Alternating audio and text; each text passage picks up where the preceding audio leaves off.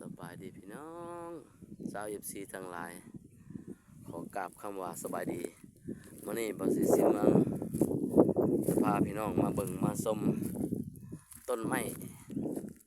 ที่มีสรรพคุณทางยาเด้อพี่น้องเด้อที่มีสรรพคุณทางยานี่ต้นไม้นี่พระเจ้าทั้งพาหญ้า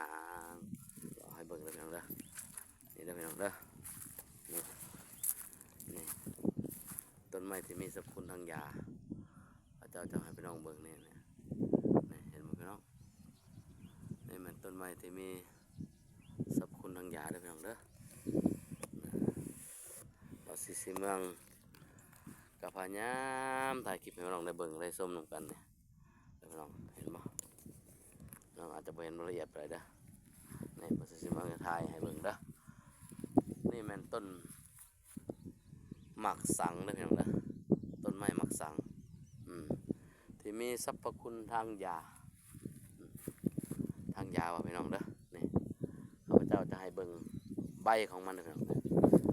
ใบของมันเป็นสิเราเห็นหรือเปล่า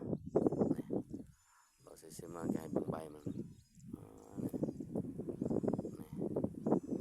ใส่ลาบใส่ลาบไก่ลาบเป็ดลาบหมูแม่ก็ได้เด้อใบมันเด้อพี่น้องหอมกลิ่นมันหอมกลิ่นมันหอมพี่น้องหรือว่าใส่ซุปหน่อไม้เด้อพี่น้องเราสิมาการพยายามให้ชาว FC ที่อยู่ภายในและต่างประเทศได้เบิ่งได้ชมละเอียดใบมันจะเป็นสีพี่น้องเด้อนี่สิเห็นบ่พี่น้องนี่เป็นสีข้าพเจ้าก็พยายามให้พี่น้องได้เบิ่งได้ชมนี่เราจะให้พี่น้องได้เบิ่งต้นของมันเด้อละเอียดทั้งสิพี่น้องนี่ต้นของมันน่ะสิมาพยายามถ่ายรายละเอียดให้พี่น้องเดี๋ยวเบิ่งได้ชมนะพี่น้องนี่ต้นอันนี้คือต้นหมักสังพี่น้องเด้อนี่คือใบหมักสังมาซะใส่ลาบใส่ก้อยใส่ซุปหน่อไม้ใบมันหอมพี่น้องนี่พอสิเมืองพยายามให้พี่น้องได้เบิ่งได้ชมนี่เป็นอันนั้นพร้อมเป็นใบมันเป็นที่ว่ากินรสชาติหอมให้พี่น้องได้ใส่ลาบใส่ก้อยพร้อมทั้งเป็นยาด้วยพี่น้องเด้อนี่ยาข้าพเจ้าจะให้พี่น้องได้เบิ่งได้ชมเปลือกของมันเลยพี่น้องเด้อเปลือกไม้ข้าพเจ้าจะไว้ตัดฟันให้พี่น้องเบิ่งละเอียดเลยเด้อพี่น้องเด้อนี่ให้พี่น้องได้เบิ่งได้ชมละเอียดเลยเปลือกของมันเป็น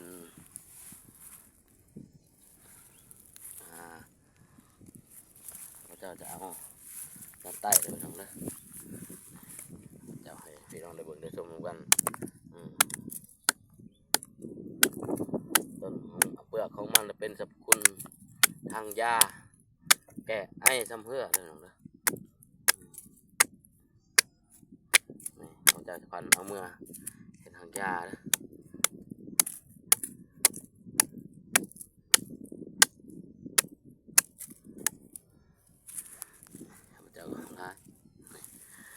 เมืองก็จะให้พี่น้องได้เบิ่งได้ชมแบบรายละเอียดเด้อพี่น้องเด้อนี่สีเมืองนี่ให้พี่น้องได้เบิ่งได้ชมคือนี่สิอันนี้เปลือกคือเปลือกของต้นหมักสังเด้อพี่น้องนี่เปลือกของต้นหมักสังมีสรรพคุณทางยาดีแก้ไอซ้ำเพื่อเด้อพี่น้องเด้อนี่มันแก้ไอซ้ำเพื่อให้พี่น้องได้เบิ่งได้ชมกันไปแล้วก็ทากับเกลือพี่น้องเด้อทากับเกลือแล้วก็ปิ้งใส่ไฟเด้อหรือว่าย่างใส่ไฟให้มันห้อนให้เกลือซึมละลายเข้านี่แล้วก็ยำเคี่ยวแล้วก็อมอยู่ตลอดเด้อพี่น้องเด้ออมอยู่บ่ว่าตลอดเวลาอมให้มันสุ่มคอมันจะไปแก้ไอซ้ำเพื่อให้เศร้าหายขาดประมาณอยู่อมได้หรือว่า ประมาณเกินกินข้าวน้ำของมันเด้อพี่น้องประมาณ30 หรือ 40 นาทีพี่น้องเด้อนี่บ่ซื้อสิเมืองจะอธิบายให้ฟังรายละเอียดนี่เมื่อนี้ก็ข้าพเจ้าก็ขี่รถเลาะมาก็บังเอิญได้พ่อต้นไม้ดังกล่าวนี้ที่มีสรรพคุณทางยาแล้วก็ใบมันก็เป็นใบที่ว่าใส่ลาบใส่ก้อยใส่ป่นใส่หยังได้หมดพี่น้องมันหอมอืมคือคนโบราณเขาพาใส่วันซะบ่พอเท่านั้นอีกนะข้าพเจ้าบ่สิเมืองกัน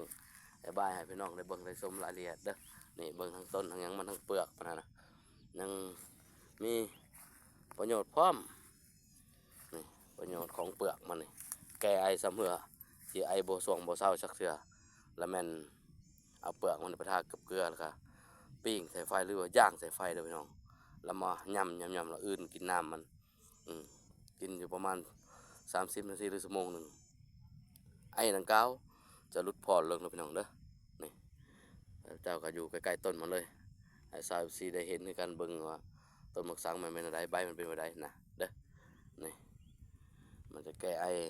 ซ้ำเพื่อเปลือกของมันนี้ไปผสมกับเกลือแล้วก็ดีพี่น้องเด้อให้พี่น้องจำจือไว้ป่านข้าพเจ้ากับพญามให้พี่น้องได้เบิ่งได้ชมกันนี่จำได้เลยที่พี่น้อง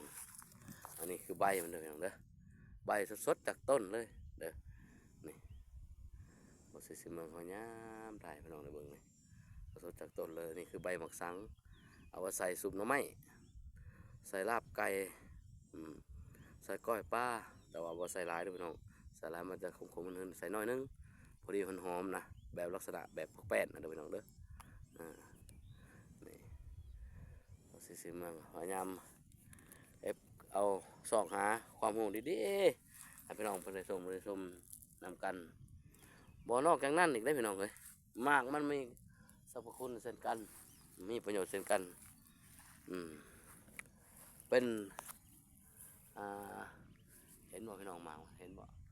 ยามเห็นละเอียดไปได้ข้าพเจ้าพยายามถ่ายให้เบิ่งเลยยามเห็นละเอียดไปได้เห็นบ่พี่น้องเห็นบ่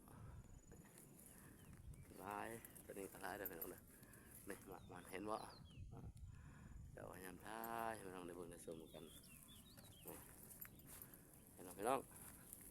นี่พระสิเมืองจะพาปิดเอาหมากมาเลยอาจจะเห็นหน้าตาบ่าวสวยสิเมืองนี่ไม่ว่าสิเมืองจะให้พี่น้องได้เห็นได้ชมกันต้นของมันนี่ข้าพเจ้าจะเห็นหมากมันเลยพี่น้องเด้อนี่เด้อนี่อันนี้คือหมากสังเลยพี่น้องเด้อนี่เห็นบ่หมากสังถือว่ามันยังอ่อนตัวนี้หมากใหญ่มันเลยมันกินสมเลยพี่น้องเด้อผ่าในมันกินสมเป็นวิตามินซีเพิ่มให้ร่างกายของเราสดชื่นขึ้นเด้อตัวนี้เป็นวิตามินซีเลยพี่น้องเด้อหมากมันให้มันสุกก่อนอันนี้มันยังอ่อนเด้อนี่นะนี่พระเจ้าก็พยายามหาสิ่งดีๆให้ชาวซีทั้งหลายที่อยู่ภายในและต่างประเทศได้เบิ่งได้ชมหรือได้เรียนรู้เนาะอย่างเนาะถ้านี่บ่สิเมืองกับบ่มีหยังขอจบคลิปลงเพียงเท่านี้เนาะขอขอบใจนำสาวซีทั้งหลายที่กดไลค์กดแชร์แล้วกดติดตามด้วยพี่น้องเด้อขอขอบใจหลายๆด้วยพี่น้องขอขอบใจ